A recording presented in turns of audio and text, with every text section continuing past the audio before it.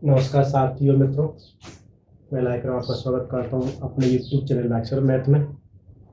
इस साल 11वीं क्लास और 12वीं क्लास का मैथ का क्लास कोचिंग पर रहने वाला है, इसलिए 11वीं क्लास की इम्पोर्टेंट महत्वपूर्ण चीज़ होती है ट्रिग्नोमेट्री, जो जाके 12वीं क्लास में कैलकुलस में बहुत काम आती है।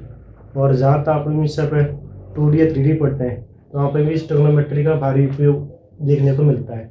तो ट्रिग्नोमेट्री के फॉर्मूला सूत्र एक बार हम बनाते हैं, देखते हैं, समझाते हैं। प्लस स्पेशली 11वीं तो 12वीं क्लास के लिए 9th-10th वाले क्लास के जो फॉर्मूले वो सामान्य सभी को लगभग आते ही हैं। तो 12th क्लास 11वीं क्लास के लिए मोस्ट इम्पोर्टेंट फॉर्मूला होते हैं कंपाउंड एंगल, यानी दो एंगल जब एक साथ आ जाते हैं तो ट्रिग्नोमेट्री में उनका यूज कैसे करते हैं, तो उसको लेकर इसको डिटेल में बताया जाता है। ज्योमेट्री से बताया जाता है कि किस प्रकार एंगल बनते हैं, किस प्रकार सॉल्व कराया जाता है। चूंकि फॉर्मूला बता रहे हैं तो उसको थोड़ा सा डिटेल में बताते हुए डार्ट फॉर्मूला 4 सूत्र तो हमें याद करने ही पड़ेंगे। तो 4 सूत्र से एंगल हाफ वाले सूत्र कैसे बनते हैं, sine C plus sine D सूत्र कैसे बनते हैं, 2 साइन ए कॉस बी का सूत्र या ए प्लस बी के फॉर्म में किस प्रकार बनते हैं। तो इसी 4 सूत्र से कम 18-20 फॉर्मूला अपने यहाँ पर बना सकते हैं, लगभग कम से कम। तो मैं इसमें करता हूँ समीकरण 1-2 का पहले ऐड करता हूँ तो 2 सूत्र मेरे सामने मिल जाएंगे। समीकरण 1 व 2 को मैं करता हूँ जोड़ता हूँ। जोड़ने पर जोड़ते हैं तो क्या होगा, समीकरण 1 में LHS भागो साइन ए प्लस बी और समीकरण 2 में LHS भागो कौन सा, साइन ए माइनस बी। इन दोनों को प्लस के रूप में लिख देंगे, जोड़ते हैं तो साइन ए माइनस बी।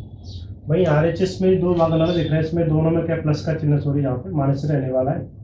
जब मैं जोड़ूंगा तो दोनों भाग जुड़ जाएंगे और ये प्लस का भी किसका है, माइनस का, दोनों एक दूसरे कैंसिल हो जाएंगे। जैसे कि विलोपन विधि हम देखते हैं, चिन्ह अलग दिखते हैं तो घटा देते हैं। चूंकि दोनों जुड़ जाए तो अपने पास आएगा 2 साइन ए कॉस बी। तो ये अपने सामने एक फॉर्मूला होता है कि साइन ए प्लस बी प्लस साइन ए माइनस बी सूत्र क्या होता है, तो होता है 2 साइन ए प्लस बी। इससे हम बदल के लिख देंगे तो sine C plus sine D के फॉर्म में भी इसे बना सकते हैं, जैसे कि 2 साइन कॉस बी पलट के लिखें तो हो जाए अपने पास कितना, साइन ए प्लस बी, या इसको ऐसे ही रहने दें। हम एक नया काम कर देते हैं, ए प्लस बी उसको सी के बराबर मान लेते हैं और जो ए माइनस बी है उसे क्या मान लेते हैं, अपन डी मान लेते हैं। हम दोनों को जब सॉल्व करते हैं तो बी से बी कैंसिल हो जाएगा, तो अपने पास 2a बराबर बचेगा सी प्लस डी। तो ए बराबर आएगा सी प्लस डी अपॉन 2। इसी का सॉल्व करें तो बी का आंसर आ जाएगा सी माइनस डी बटे 2। विलोपन विधि लगा दें, चिन्ह घटा देंगे तो बी का आंसर आया सी प्लस डी। अब जो अपने पास फॉर्मूला नंबर 4 बना, सॉरी 5, इसमें रिप्लेस कर दें ए प्लस बी की जगह पर सी, ए माइनस बी की जगह पर डी, ए की जगह पर C plus D point 2, B की जगह पर सी माइनस डी पॉइंट 2। तो हमें एक नया सूत्र और मिल जाता है, जैसे कि समीकरण 5 से तो ए प्लस बी लिखा है साइन के साथ में, साइन ए प्लस बी, तो इसकी जगह लिख देता हूँ क्या, सी, जो ए माइनस बी लिखा सी लिख दिया डी। अब इधर दूसरे वाले भाग में देखें तो 2 साइन ए, तो 2 साइन ए की जगह पाया सी प्लस डी अपॉन 2 और बी की जगह पाया सी माइनस डी अपॉन 2। तो हमें मिस 11th क्लास के मैथ में एक फॉर्मूला अपन का मिलता है sine C plus sine D. इसका यूज करते हैं, जैसे कि साइन 3x साइन 5x को ऐड करना हो तो किससे यूज करेंगे, तो 3 को प्लस सी मान लेंगे, इसको क्या मान लेंगे हम डी मान लेंगे। तो इसे जोड़े तो कैसे जोड़ेगा ये, तो जो आएगा इसका सूत्र लगेगा 2 sine C plus D upon 2 means क्या हुआ 3x प्लस 5x अपॉन 2, आ गया cos 3x minus 5x upon 2। जो x का वेरिएबल है तो क्या करने वाले, इस x की जगह पे कोई एंगल भी हो सकता है, थीटा वैल्यू हो सकती है, कोई भी चीज़ हो सकती है।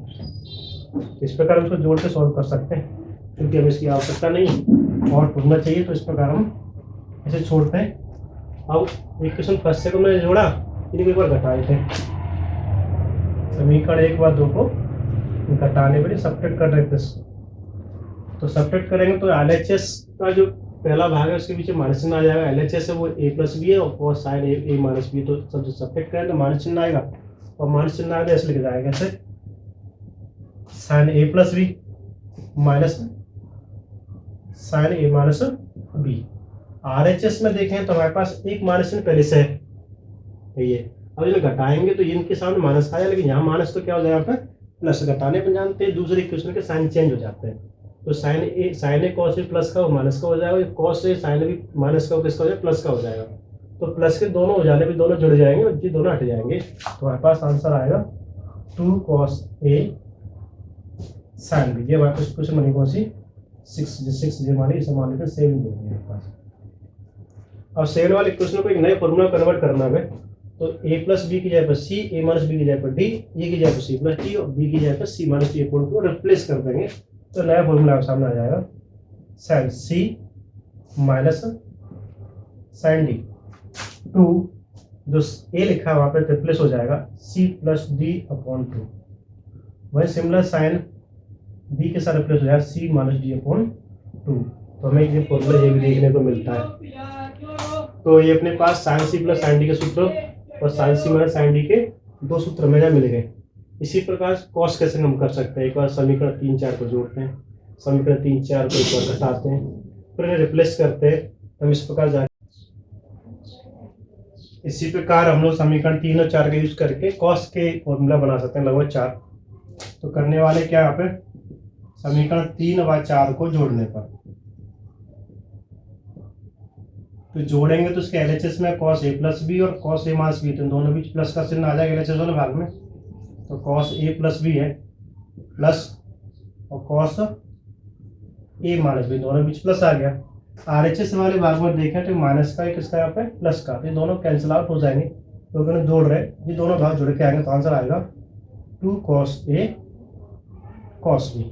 तो ये हमारे सामने फॉर्मूला होता है cos a plus B plus cos a minus B है, इन दोनों को जोड़ा गया तो पहला वाला भाग बोला जाता है 2 लगा 2 cos a cos b। अब यहाँ रिप्लेस कर देते हैं हम लोग, a प्लस बी की जगह पे कर देते हैं c, a माइनस बी की जगह पे कर देते हैं d, e की जगह पे कर देते हैं c प्लस d अपॉन 2 और b की जगह कर देते हैं c माइनस d अपॉन 2। तो हमें नए सूत्र देखने को मिलेंगे, जैसे कि cos जहाँ हो जाएगा c और जहाँ हो जाएगा कितना cos d। भाई दूसरी ओर देखें 2 cos a लिखा है तो वहाँ जाएगा कितना c प्लस d बटे 2, यहाँ आ जाएगा cos c माइनस d बटे।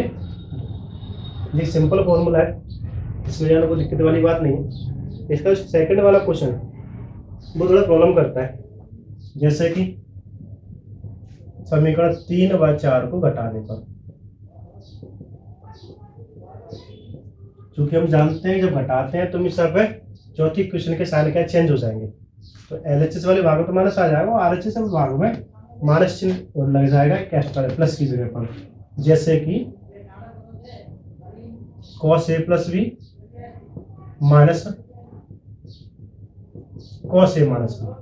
अब यहाँ पे घटा रहे तो यहाँ चूंकि माइनस आया यहाँ पे क्या हो जाएगा यही माइनस हो जाएगा, तो ये तो दोनों कैंसिल आउट हो जाएंगे, ये दोनों जुड़ जाएंगे, जुड़ते ही सामने क्या आएगा साइन कितना 2 sin a sin b।